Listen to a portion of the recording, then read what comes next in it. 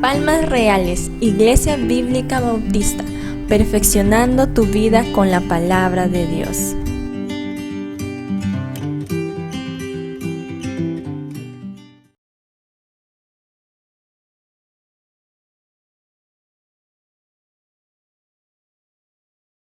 Bueno, ahora sí, vamos a ir abriendo la Biblia, por favor, al libro de Esdras. ¿Sabe dónde queda el libro de Esdras, no?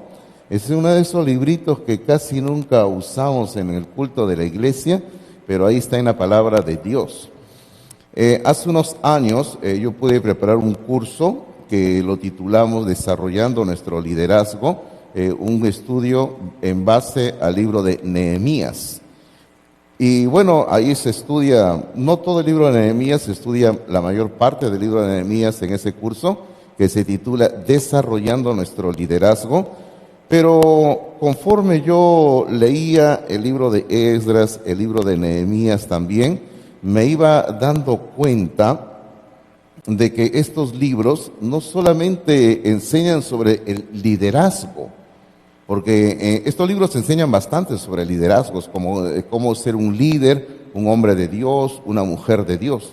Si usted quiere aprender a ser un buen líder, usted estudie estos dos libros, Esdras y Nehemías. Y los principios que ahí se enseñan sobre cómo ser líder no solo se aplican para la iglesia. Si usted dirige una empresa, si usted dirige un negocio, lo que usted dirija, usted tiene que aprender a ser un buen líder. Y la palabra de Dios enseña cómo ser buen líder en los libros de Esdras y Nehemías.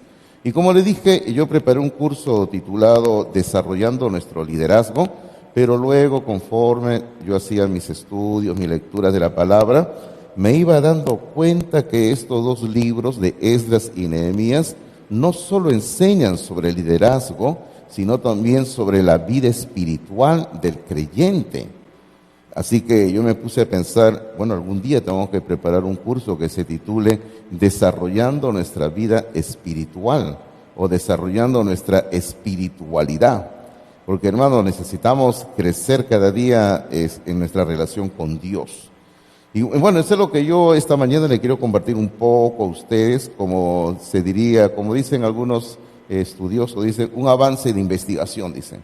Porque cuando tenemos reuniones, a veces algunos amigos que escriben libros, nos reunimos y dan un avance de investigación y comienzan a hablar sus trabajos que están haciendo, todo, ¿no? Así que yo les quiero dar aquí un avance de investigación en la palabra de Dios. Ok, estamos en el libro de Esdras, pero antes de leer lo que queremos leer en el libro de Esdras, yo les quiero hablar un poquito para que nos ubiquemos qué era lo que había ocurrido previamente en la historia. Hermano, previamente en la historia, antes que ocurra lo que se nos narra en el libro de Esdras, Dios había castigado a su pueblo Israel, dándoles un terrible juicio que había acarreado la destrucción de la ciudad de Jerusalén, la destrucción del templo de Dios que estaba en Jerusalén y el consecuente cautiverio de toda la nación en Babilonia. Y Dios había dicho a través de sus profetas que ellos serían cautivos durante 70 años. Ahora, ¿cuál fue la razón? Estamos en el libro de Esdras, pero si usted retrocede una hojita más o menos, en el capítulo 36 de Segunda de Crónicas, usted va a encontrar allí cómo se explica qué era lo que había ocurrido con esta nación de Israel. Usted puede leer con detalles en el capítulo 36, desde el versículo 11 hasta el versículo 21, donde se dice cuál fue el problema de esta gente por la cual Dios trajo castigo sobre ellos como nación. Ahora, sencillamente podemos decir nosotros de que Dios los castigó porque ellos pecaron contra Dios. Como le digo, ¿no? Ahí en Segunda de Crónicas, capítulo 36, versículo 11 en adelante, usted encuentra ahí un resumen sobre cómo y por qué es que Dios castigó a la nación de Israel, dándoles el juicio que les dio: destrucción de toda la nación, destrucción de la ciudad de Jerusalén, destrucción del templo de Dios que estaba en Jerusalén y cautiverio en otro país, en el país de Babilonia. Todos fueron llevados cautivos, absolutamente todos, dice la palabra de Dios, todos, hombres ancianos, mujeres, niños, todos fueron llevados cautivos. La gran mayoría de ellos también fueron pasados por la espada, se les tuvo que matar. Fue algo triste, ¿verdad?, que ellos fueran llevados cautivos durante 70 años a otra nación. Ahora, cuando ellos estaban en otra nación tristes, lógicamente porque habían sido sacados de su tierra, porque, por ejemplo, aquí nosotros en nuestra iglesia tenemos algunos hermanos inmigrantes, más que todo que están viniendo de Venezuela, ¿verdad? Y ellos no están acá porque quieren estar, porque cada uno quiere estar en su país, ¿sí o no? Pero los hermanos inmigrantes están acá forzosamente por la situación que se da en su país. Y bueno, ellos están acá y lógicamente yo sé que ellos en el fondo de su corazón hay tristeza, porque ¿quién no está triste cuando ha dejado su tierra, hermanos míos? ¿Quién no está triste por dejar a su familia? ¿Quién no está triste por dejar el lugar donde nació, donde ha vivido, donde tiene sus bienes materiales? Ahora, usted imagínese a este pueblo de Israel cuando fueron llevados cautivos desde Israel, fueron llevados encadenados, caminando durante unos 2000 kilómetros a través del desierto. Hermanos, y ahí fueron llevados como esclavos. Ahora, cuando ellos estaban en este lugar, permítame leer lo que dice un salmo, ¿sí? No lo quiero llevar al libro de Salmos para que no se me pierdan de Esdras, y luego le doy la cita. Pero mire cómo era el sentimiento de los judíos cuando estaban en Babilonia cautivos, castigados por Dios. Dice así la palabra del Señor: junto a los ríos de Babilonia, allí nos sentábamos y aún llorábamos, acordándonos de Sión, o sea, de Jerusalén. Sigue diciendo, sobre los sauces, o sea, sobre los árboles, en medio de ella colgamos nuestras arpas. Eso quiere decir que estaban tristes y no tenían ni ganas de alabar a Dios, no tenían ganas de cantar a Dios. Sigue diciendo, y los que nos habían llevado cautivos nos pedían que cantásemos, y los que nos habían desolado nos pedían alegría, diciendo, cantadnos alguno de los cánticos de Sión. O sea, canten alguno de esos himnos, alguno de esos salmos que ustedes cantaban allí en Jerusalén. Y luego este pasaje termina con una pregunta que dice así: ¿cómo cantaremos cántico de Jehová en tierra de extraños? ¿Cómo cantaremos cántico de Jehová en tierra de extraños? Acabo de leer en el Salmo 137, versículos 1 al 4. Que como le digo, ahí se describe muy puntual cómo era el sentimiento que tenían los judíos que habían sido llevados cautivos a causa del castigo de Dios. Sencillamente estaban tristes, estaban llorando, no tenían ganas de cantar alabanzas a Dios, de tal manera que sus instrumentos musicales lo hicieron a un lado. Los que estaban ahí con ellos, los que los estaban controlando en el cautiverio, sus amos, les pedían que canten, pero ellos no querían cantar, no tenían ganas de cantar a Dios. Y luego finalmente ellos dicen, no, ¿cómo cantaremos cántico de Jehová en tierra de extraños? Es que, queridos hermanos, sencillamente lo que ocurría en el corazón de ellos, como judíos, como israelitas, ellos extrañaban mucho no solo la ciudad de Jerusalén, sino ellos extrañaban el templo de Dios. O sea, ese era el gran sentimiento que ellos tenían en su corazón, como un gran vacío. Ellos extrañaban el templo de Dios, donde se reunían, donde cantaban, donde adoraban a Dios. Y bueno, y esto les sucedió a ellos como castigo durante 70 años. Usted puede imaginarse toda una nación sacados de su tierra y llevados cautivos a un lugar lejano donde estaban recibiendo el juicio de Dios.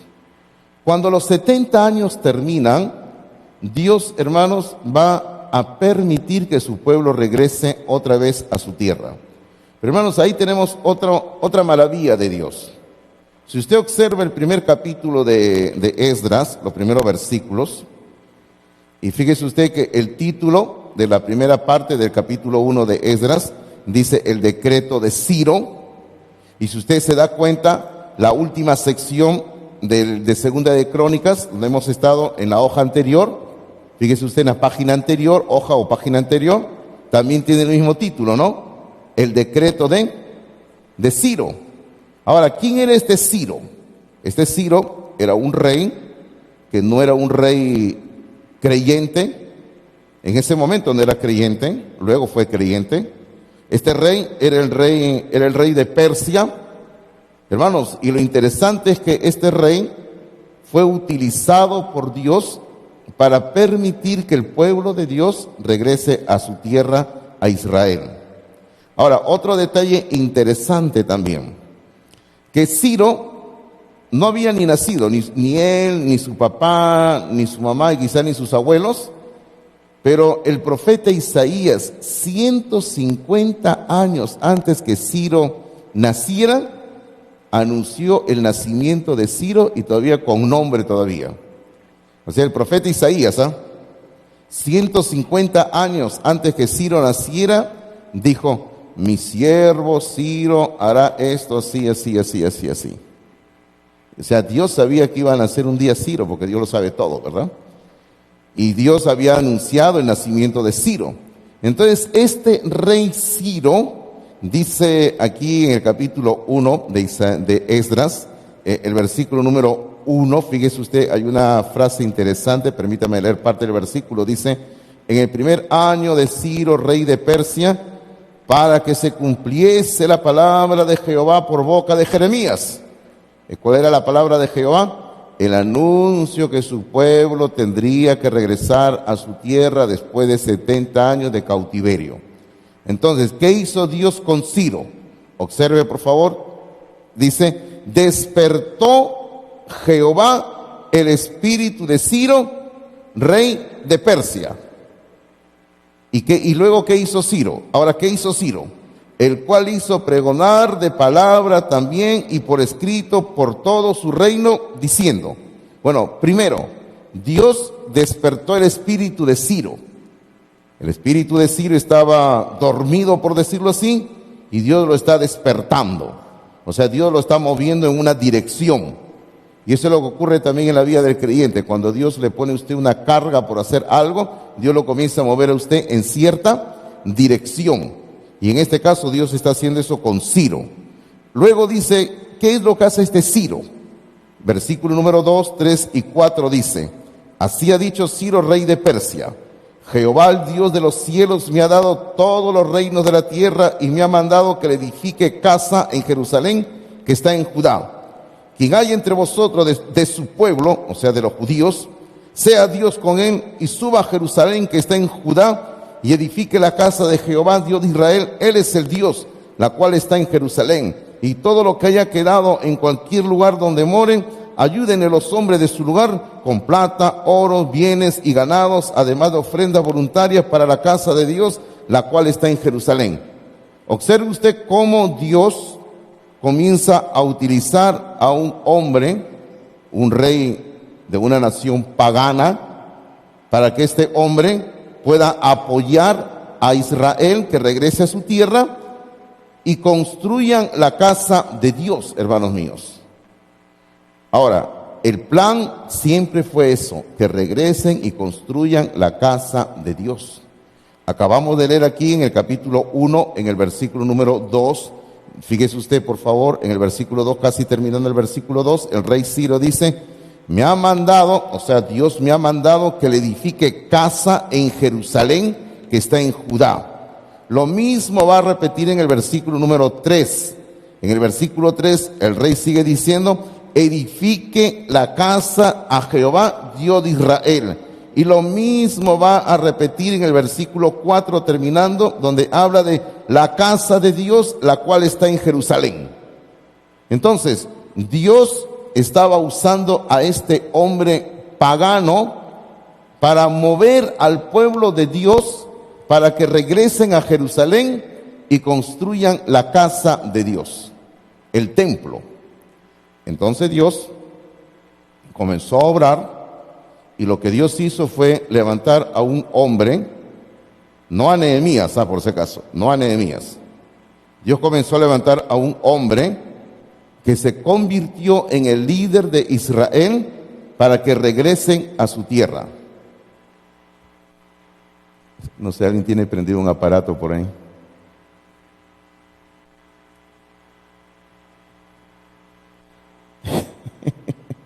Gracias, muchas gracias. Entonces le decía, ¿no?, de que Dios comienza a levantar a un hombre para que ese hombre sea el que dirija al pueblo de Israel en su regreso.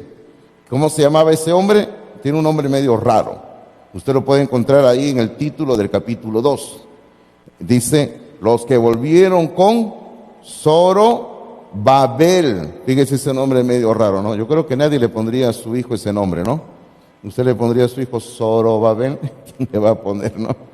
Pero bueno, si un día tiene hijo y le quiere poner, se lo pone, pues ya no. Nadie se va a burlar de su hijo, por si acaso, ¿ya? Zorobabel. Entonces, este hombre, este Zorobabel, fue el líder, el hombre israelita judío, que tomó las riendas del pueblo y comenzaron su regreso desde Babilonia, caminando 2000 kilómetros por el desierto para regresar a Jerusalén. Y cuando ellos comienzan a regresar, el proyecto es el mismo. ¿Cuál era el proyecto? La reconstrucción de la casa de Dios. Porque, observe por favor, en el capítulo 1, en el versículo número 5, en el capítulo 1, versículo número 5, dice: entonces se levantaron los jefes de las casas paternas de Judá y de Benjamín, y los sacerdotes y levitas, todos aquellos cuyo espíritu despertó Dios. Fíjese otra vez esa frase, el espíritu que Dios despertó, dice, para subir a edificar la casa de Jehová, la cual está en Jerusalén. Entonces, Dios comenzó a mover, primero, en la primera parte del capítulo 1, Dios mueve al rey pagano para que mueva al pueblo de Israel a que regresen para reconstruir el templo. Luego, Dios está moviendo a su misma gente, a su mismo pueblo, para que regresen y construyan el templo de Dios en Jerusalén. Ahora, hermanos míos, y el hombre que toma esto como su meta, su trabajo, digámoslo así, se llamaba Zorobabel. Bueno, la historia es larga, hermanos. Usted puede ver que la historia continúa ahí en el resto del capítulo 1, luego en el capítulo 2 se da una larga lista, nombres de personas, unos nombres extraños, raros, pero eran los que estaban regresando con Zorobabel a Palestina, y la historia continúa todo el capítulo 2, como usted lo puede ver. Y si me permite, en el capítulo 2, en el versículo 68, en el capítulo 2, en el versículo 68, ya cuando ellos están entrando a Palestina después de tantos años, ellos están regresando ahora sí a Palestina, están poniendo pie en Palestina. En el 2:68 dice: y algunos de los jefes de casas paternas, o sea, algunos de los líderes, algunos de los hombres, digámoslo así, cuando vinieron a la casa de Jehová que estaba en Jerusalén, hicieron ofrendas voluntarias para la casa de Dios, para reedificarla en su sitio. Ahora, ¿qué es lo que ocurre aquí? Han regresado a Jerusalén después de más de 70 años, habían pasado más de 70 años, y usted imagínese cómo se encontraba la ciudad de Jerusalén. Estaba todo en ruinas, porque los babilonios, 70 años antes, lo habían destruido todo. Y cuando los babilonios destruían algo, hermanos, destruían todo de veras, ¿ah? No solamente entraban a una ciudad, mataban y saqueaban, sino todo lo quemaban, destruían las paredes, todo lo habían destruido. Ahora, el templo de Israel, el templo de los judíos, también había sido hecho ruinas. Porque usted recuerde que el templo en ese tiempo era el templo que había construido Salomón bajo la dirección de Dios. Y Salomón había hecho una casa, un templo lleno de lujos. Le había puesto planchas de oro en las paredes, en los techos, le había puesto madera, pero de primera madera fina, hermanos, le había puesto cortinas finísimas, muy gruesas, le había puesto unas puertas con metales preciosos.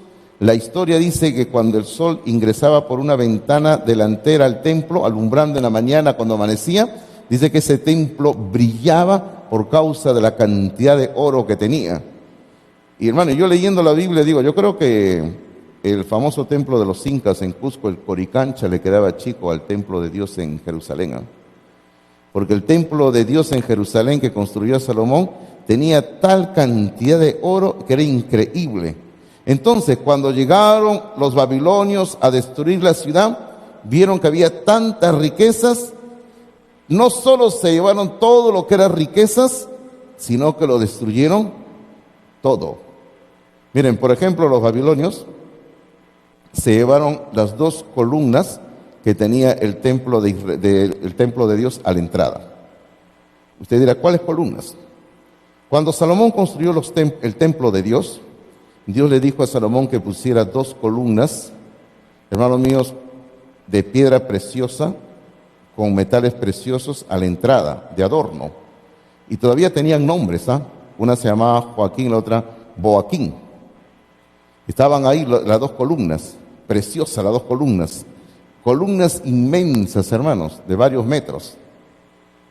Y la historia dice que cuando Babilonia vino a destruir el templo, vio que esas columnas eran tan hermosas que se las llevaron también. Imagínense hasta dónde llegó el afán de esta gente por destruir la casa de Dios.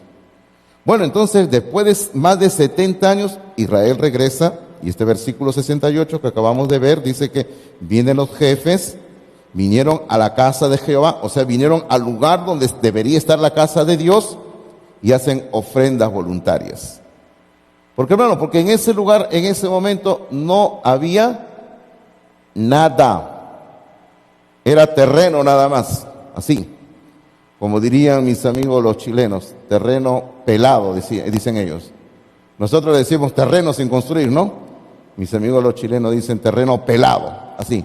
El terreno estaba pelado. No había absolutamente nada. Ahora, aquí es donde me detengo y yo le hablo un poquito de construcción. A ver, yo no soy un experto en construcción, ¿eh? Lo poco que yo conozco de construcción es lo que hemos hecho aquí en el templo, que todavía no se cae, ¿no? ¿Ya? Y cuando tuve que ver la construcción de mi casa. Ok. A ver, voy a tomar como referencia lo que tuve que hacer en mi casa. Mandamos a hacer los planos, luego cuando decidimos comenzar a construir, contratamos los servicios de la arquitecta que vino, y la arquitecta en base a los planos nos dijo la parte más delicada y más importante, que era delinear en el terreno donde tenían que ir los cimientos y las columnas y todo lo demás. Bueno, y comenzó todo ese trabajo, ¿no? Comenzó a delinear y todo. Ok. Ahora, yo le pregunto y le digo a usted, cuando uno comienza una construcción, queridos hermanos, de lo que sea, de una casa, de un templo como este, ¿qué es lo primero que tenemos que construir? Claro, las bases y las columnas, ¿sí o no? Mire, por ejemplo, este edificio está tan bien construido que cuando hay temblores, este edificio la verdad no se mueve. Este edificio está bien hecho porque este edificio tiene lo que en construcción se le llama vigas de cimentación. ¿Qué son vigas de cimentación? Por ejemplo, esto que usted ve aquí colgando en el techo, estas son vigas colgantes. Ahora, abajo, de columna a columna, enterrada bajo tierra, hay lo mismo. O sea, todo este edificio bajo tierra está amarrado con vigas de cimentación. Está hecho de columna a columna abajo hay vigas de cimentación. Allí de esa columna a la otra columna también hay vigas de cimentación y todo este edificio está amarrado con vigas de cimentación. Pero por si acaso se ocurre un temblor y ustedes están acá, yo tengo mi puerta de escape, ¿no? Por acá salgo yo corriendo. Que se salve el pastor primero, ¿no? Así es, ¿no? Ustedes salen por las otras puertas atropellándose, yo salgo corriendo por acá. Así es, ¿no? Pero cuando uno construye, lo primero que hace es colocar eso, ¿sí o no? Los cimientos, las columnas, luego cuando usted ha hecho eso, bueno, nosotros colocamos las paredes para que amarren con las columnas, ¿sí o no? Las paredes, y luego de eso colocamos el techo, ¿verdad? Es lo primero que hacemos. Ahora, supongamos que yo voy a construir mi casa. ¿Usted cree que sería lo correcto que llego al terreno pelado, al terreno donde no hay nada, ya? Y yo agarro y digo, aquí voy a construir mi casa, acá están mis planos, pero antes de construir algo, voy a poner primero mi escritorio, donde me voy a sentar a leer mi Biblia. Y aquí voy a hacerlo. Pongo mi escritorio, pongo mi mesa, pongo mi lámpara, no sé dónde la voy a enchufar, pero pongo la lámpara. Ya, pongo mi estante con mis libros ahí para leer y estudiar. Usted diría, pastor, usted está cometiendo un terrible error, usted está loco, pues, ¿sí o no? O sea, ¿cómo usted dice que va a construir y lo primero que coloca es su escritorio ahí en su terreno, cuando no hay ni una pared, no hay ni una columna, no hay absolutamente nada? ¿Cómo hace usted eso? Ahora, queridos hermanos, yo se los cuento eso así porque eso fue lo que hizo Israel. Ellos llegan al terreno donde tenían que construir el templo y antes de hacer los cimientos, antes de hacer las columnas del templo, hacen otra cosa primero. Y queridos hermanos, antes de enfrascarnos a la lectura que vamos a hacer en la Biblia, en la palabra de Dios para ver eso, le quiero decir de que aquí hay una muy importante lección para nuestra vida espiritual. ¿Qué es lo primero que tenemos que hacer? En el capítulo 3 de Esdras, solamente usted observe los títulos. Mire usted, el primer título del capítulo 3 dice restauración del altar y del culto. ¿Ok? O sea, lo primero que ellos hacen es restaurar el altar. Y luego el segundo título en el capítulo 3, que va desde el versículo 8, dice colocación de los cimientos del templo. Ahí donde tenemos, como le dije, un problema de orden en construcción, lo cual, humanamente hablando, está mal, pues, hermanos, ¿no? Fíjese usted otra vez, observe usted por favor, a partir del versículo 8, estamos en el capítulo 3 de Esdras mirando, no hemos leído nada todavía. En el capítulo 3, en el versículo 8, se comienza recién, y digo recién porque no deberían haberlo hecho todavía, pero recién ellos comienzan a levantar los cimientos del templo, capítulo 3, versículo 8. Pero en la primera parte del capítulo 3 tenemos nosotros la descripción que lo primero que ellos hacen en el templo, ellos llegan y ponen el altar y comienzan a adorar a Dios. O sea, es como si yo le dijera, hermano, vamos a construir nuestro templo. Supongamos que tenemos un terreno para construir nuestro templo. Gracias a Dios que tenemos acá nuestro templo, gracias a Dios. Pero supongamos que tuviéramos nuestro terreno, ¿no? No hay nada en el terreno y lo primero que colocamos es el altar, colocamos el púlpito y nos ponemos a adorar a Dios. Usted me diría, pastor, antes de construir este altar, deberíamos de colocar las bases, las columnas y el techo. Pero Israel hizo al contrario. Ellos empezaron primero colocando el altar para Dios. Y ahí es donde yo quiero que usted y yo podamos invertir un poquito más de tiempo en reflexionar, ¿correcto?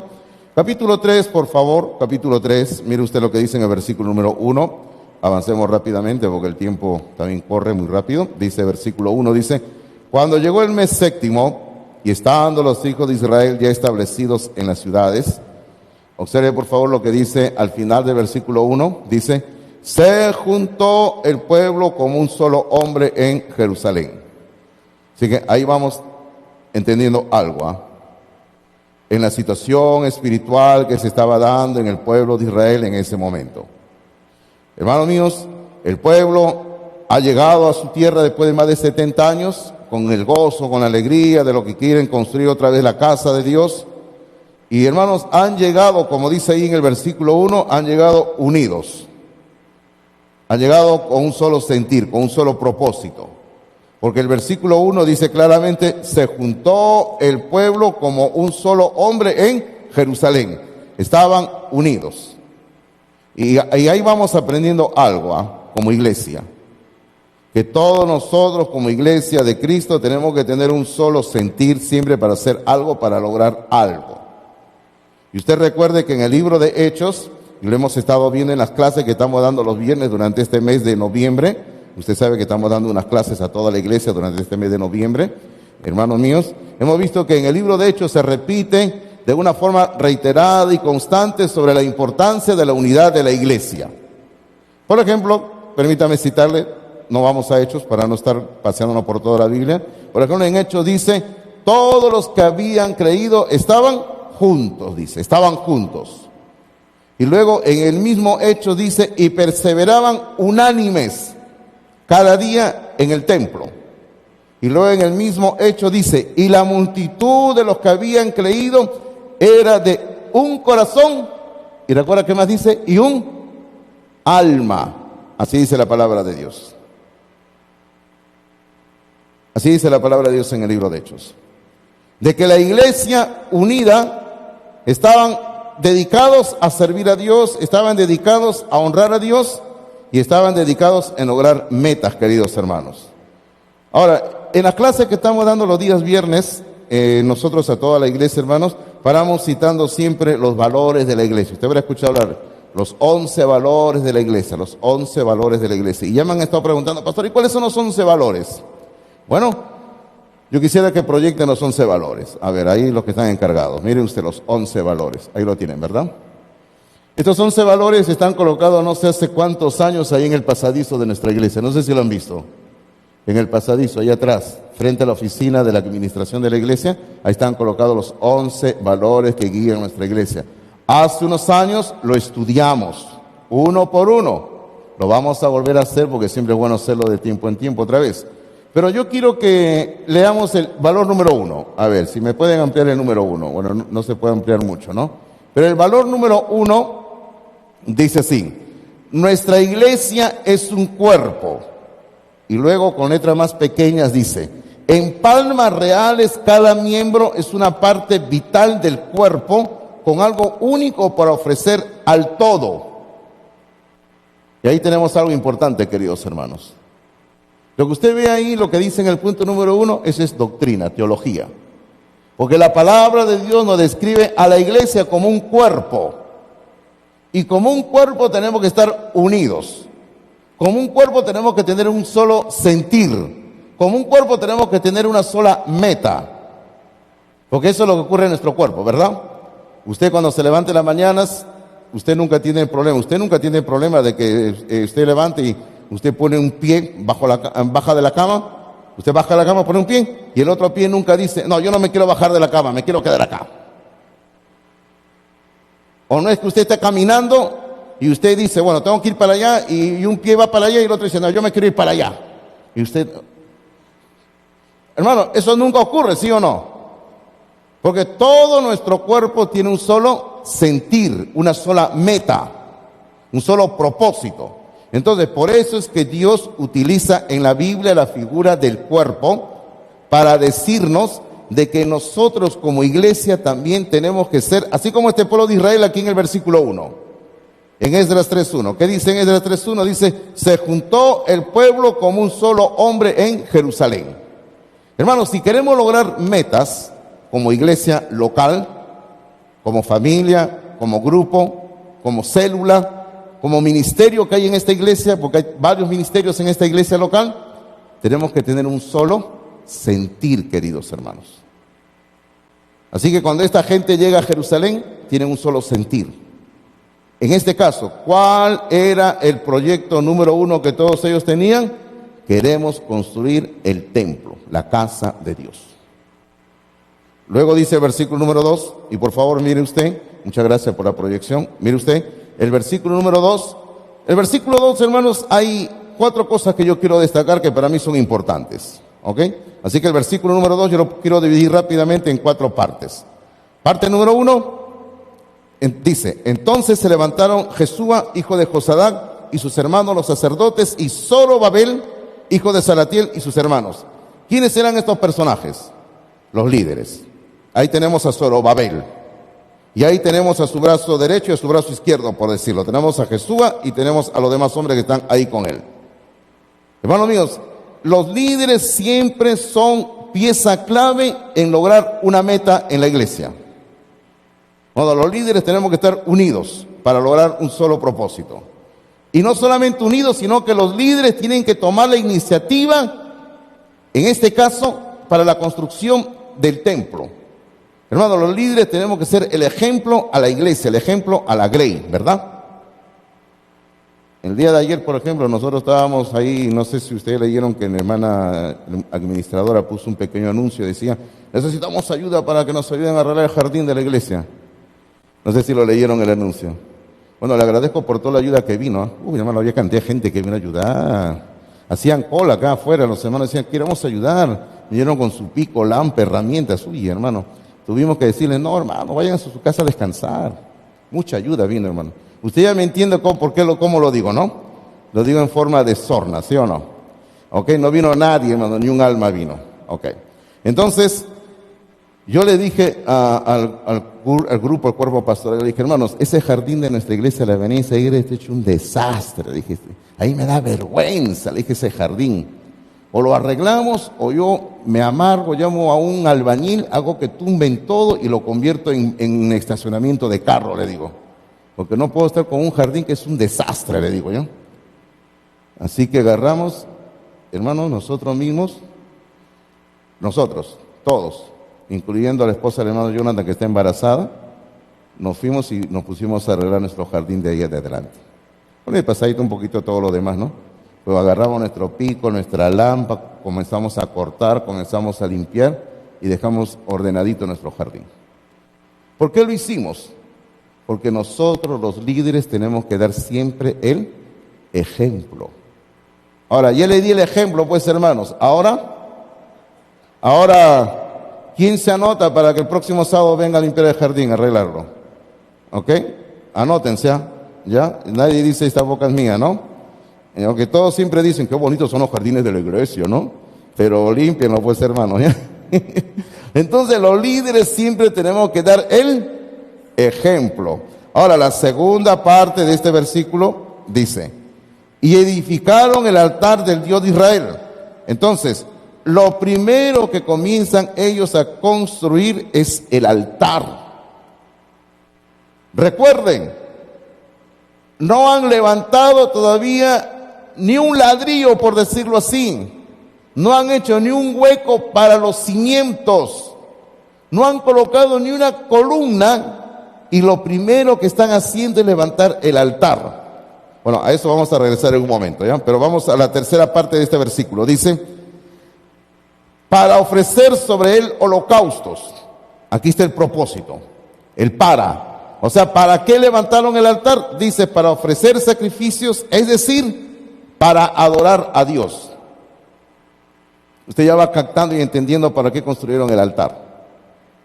Luego, la cuarta parte de este versículo dice, como está escrito en la ley de Moisés, varón de Dios. ¿Qué cosa quiere decir esto? Que esta gente, Israel, los judíos que estaban en ese momento ahí en el lugar del templo, hermanos, no hicieron las cosas como hicieron porque se les dio el deseo de hacer o les vino la remota idea de hacer lo que hicieron. Ellos hicieron lo que hicieron porque estaban guiando sus decisiones en base a la palabra de Dios. Porque claramente dice ahí, al final del versículo dice, como está escrito en la ley de Moisés, varón de Dios, como está escrito, dice. Así que ellos se guiaron por lo que la palabra de Dios dice. Y ahí seguimos aprendiendo. Toda decisión que nosotros vamos a tomar en nuestras vidas, tenemos que hacerla guiándonos por lo que dice la palabra de Dios. Ahora, yo le pregunto, ¿usted cree que la palabra de Dios nos provee indicaciones? ¿La palabra de Dios nos provee dirección para tomar decisiones de cualquier naturaleza? Sí nos provee, hermanos, sí nos provee, por si acaso. Sí hay. sea, todo lo que usted necesita está en la Biblia. Y solo hay que buscar nada más en la Biblia. Ahora, hablemos un poquito lo que dice ahí, por qué es que ellos edificaron el altar, ¿ya? O sea, ¿por qué construyeron primero el altar? Hermano, porque en el altar, para empezar, presentaban sacrificios. Para eso era el altar. En el altar presentaban sacrificios. Y usted sabe que la palabra de Dios en el libro de Romanos, capítulo 12, versículo número 1, dice: así que, hermanos, os ruego por la misericordia de Dios que presentéis vuestros cuerpos en sacrificio vivo, santo, agradable a Dios, que es vuestro culto racional. Entonces, lo primero que tiene que hacer el creyente es presentar su vida, su cuerpo, en sacrificio a Dios. Eso tiene que hacer, hermanos míos. Tenemos que presentar nuestro cuerpo, nuestra vida en sacrificio a Dios. Ahora, y es interesante, examinando el libro de Romanos, que Romanos capítulo 12, versículo 1, lo primero que dice es que el creyente tiene que presentarse a sí mismo como un sacrificio. Ahora, ¿por qué es interesante? Porque en Romanos capítulo 1 hasta el capítulo 11, Pablo ha hablado pura teología. Hermano, Pablo ha utilizado ahí una teología que es, pero hermano, uno tiene que leerlo con mucha dedicación para entender todo lo que Pablo dice ahí. Y luego cuando Pablo le da un giro a su tema, capítulo 12, versículo 1 en adelante, donde Pablo comienza a hablar cómo debe ser la vida diaria del creyente, lo primero que dice es: presenten su cuerpo en sacrificio vivo a Dios. Bueno, entonces nosotros queremos comenzar una relación con Dios. Lo primero que tenemos que hacer es decirle: Dios, aquí está mi vida. Mi vida es para ti como un sacrificio. Y aquí en el altar, hermano mío, nosotros tenemos que acercarnos para adorar a Dios y tenemos que acercarnos para orar a Dios. Entonces, aquí está la enseñanza principal, el meollo, por lo cual vamos entendiendo por qué esta gente lo primero que hacen en el lugar del templo es el altar. ¿Por qué? Porque antes de hacer algo, hermanos míos, necesitamos adorar a Dios. ¿Usted por qué cree que cuando comenzamos el culto, lo primero que hacemos, bueno, lógicamente oramos, pero porque usted cree que cantamos? De repente alguien me dirá: bueno, pastor, porque es la costumbre, pues no. Bueno, pero el creyente no tiene que actuar por simples costumbres. Nosotros tenemos que actuar, hermanos. Recuerde, usted dice: hay que presentar nuestro cuerpo en sacrificio vivo, santo, agradable a Dios, que es vuestro culto. ¿Qué dice vuestro culto? ¿Qué? Racional. Es que el creyente, hermano, tiene que actuar en base a la razón. Y nuestra razón tiene que ser dirigida por la palabra de Dios, por si acaso. El otro día yo escuché en la televisión a cierto individuo que decía que él no aceptaba ser cristiano porque le quieren imponer una fe que le dice que tiene que saltar al vacío. Y no, hermanos, la fe nunca pide a nadie que salte al vacío, ¿verdad? La fe cristiana no es una fe irracional. La fe cristiana es racional, queridos hermanos. Entonces, ahí viene el asunto, ¿no? ¿Por qué es que nosotros cuando nos reunimos cantamos primero? Hermano, porque en la vida del creyente, lo primero que tiene que existir siempre, lo primero es la adoración. Lo primero. Por ejemplo, cuando usted y yo nos levantamos cada día, lo primero que tenemos que hacer es adorar a Dios. Tenemos que adorar a Dios. ¿Usted ha leído el libro de Lamentaciones? ¿Usted sabe por qué se llama Lamentaciones el libro de Lamentaciones? Porque son lamentaciones, pues. Por eso se llama Lamentaciones, pues, ¿sí o no? ¿Sí o no, hermanos? Porque son lamentos. Qué gran teología. 10 años estudiando y llegué a esa conclusión, ¿eh? Ya se la di en un minuto ya. Pero en medio de ese libro de lamentos, de tristeza, hay una parte donde el profeta habla, y usted lo conoce porque lo cantamos y lo repetimos siempre, decimos: nuevas son cada mañana sus misericordias.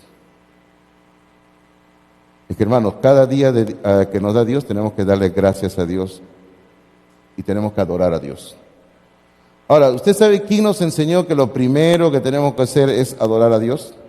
Jesucristo. Acompáñeme ahora sí al Evangelio de Mateo, capítulo 4.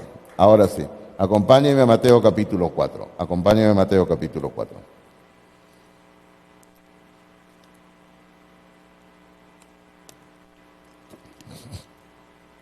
Ay, disculpe, todavía sigo con los síntomas de la gripe todavía, pero ahí estamos, ¿ya? Aquí en Mateo capítulo 4, el Señor Jesucristo está pasando la experiencia de la tentación. Y usted sabe que Satanás, después de 40 días y 40 noches que el Señor ha estado ayunando ahí en el desierto, Satanás se le aparece y Satanás le comienza a tentar a Jesucristo. Y no vamos a ver toda la tentación, pero observe por favor en el versículo número 10, capítulo 4 de Mateo, en el versículo 10, lo que Jesucristo le dice a Satanás. Entonces Jesús le dijo, vete Satanás. Algunos se están yendo ahorita. No, tú quédate, ¿ya? Ok, ya. Le dice, vete Satanás, porque escrito está, al Señor tu Dios adorarás y a Él solo servirás. Hermano, quizás lo hemos pasado por alto, pero el Señor Jesucristo está dando un orden que debe de haber en la vida cristiana, en la vida del creyente. ¿Cuál es ese orden? Lo primero que tenemos que hacer es la adoración, adorar a Dios, y lo segundo es el servir a Dios. Así tiene que ser.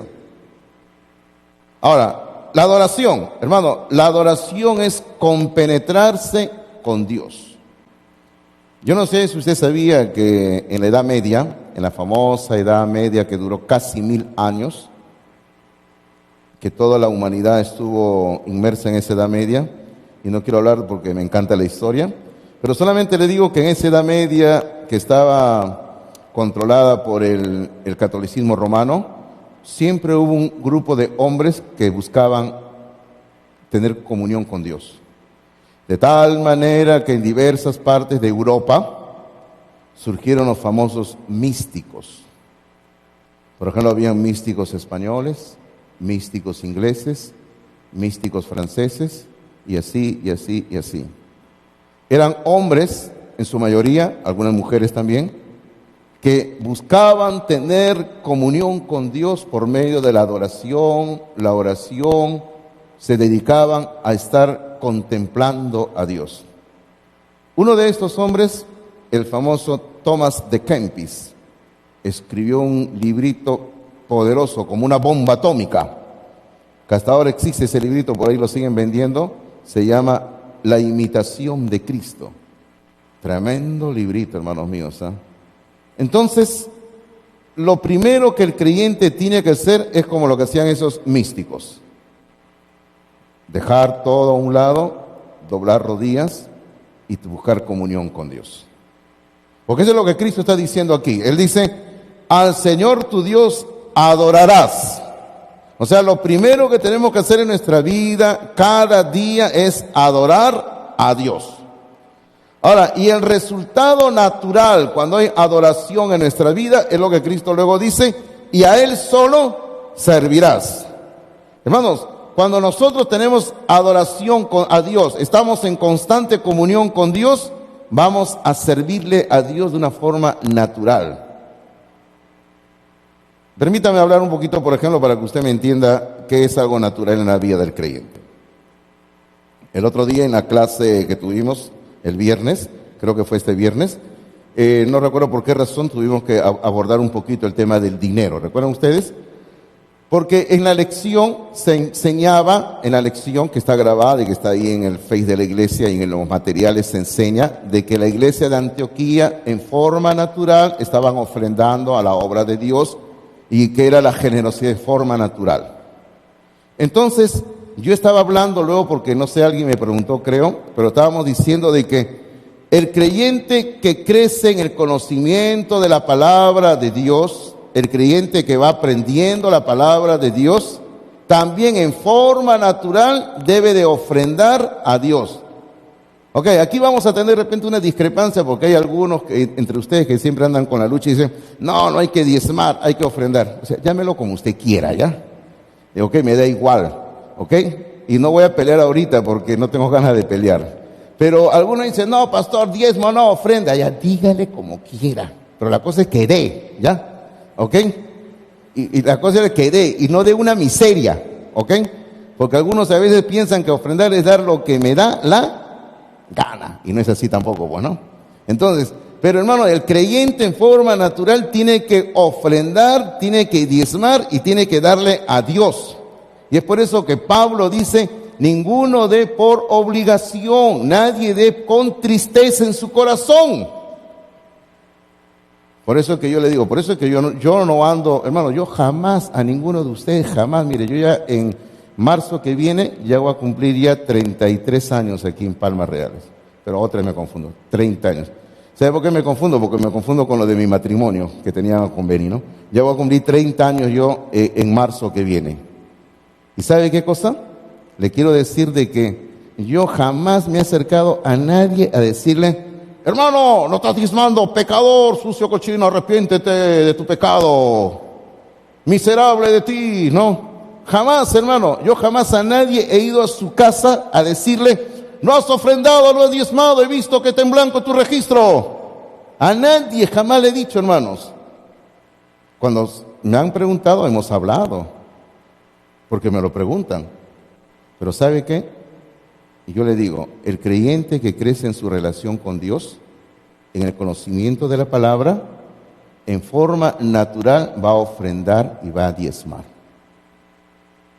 Y de igual manera, el creyente que está constantemente en comunión con Dios, en la adoración con Dios, en forma natural va a servir, va a ser de bendición en la iglesia y va a ser de bendición en otros lugares. Hermano mío, por ejemplo, ¿recuerda usted cuando Dios habló a través de Moisés para que vaya a sacar al pueblo de Israel de Egipto? Ahora, si yo le pregunto a usted, usted sabe, si yo le pregunto a usted, ¿usted sabe por qué Dios sacó a Israel de Egipto? Usted me diría, claro, porque en Israel estaba siendo explotado y Dios tenía que liberarlo para que no sean esclavos.